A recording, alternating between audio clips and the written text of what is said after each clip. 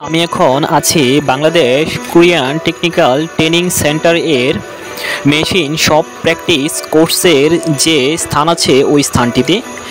এই জায়গাতে আমি আসার পর দেখতে পাচ্ছি যে শিক্ষার্থীরা হাতে কলমে কাজ করছে। টেকনিক্যাল ট্রেনিং সেন্টারটিতে প্রায় 15টির মতো সরকারিভাবে কোর্স ও সার্টিফিকেট প্রদান করা হয়।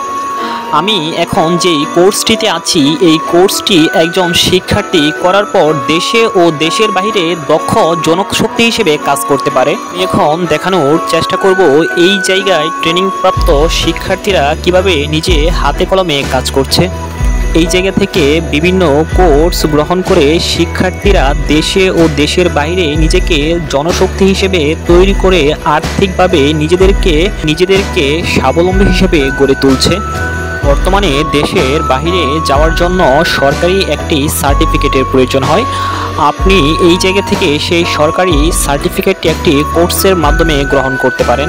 আমরা দেখতে পাচ্ছি যে দুইজন শিক্ষার্থী ল্যাদ মেশিনের সাহায্যে তারা কিছু কাটিং যন্ত্রপাতি তৈরি করছে তাদের যে ডিজাইন দেওয়া আছে সেই ডিজাইন অনুযায়ী।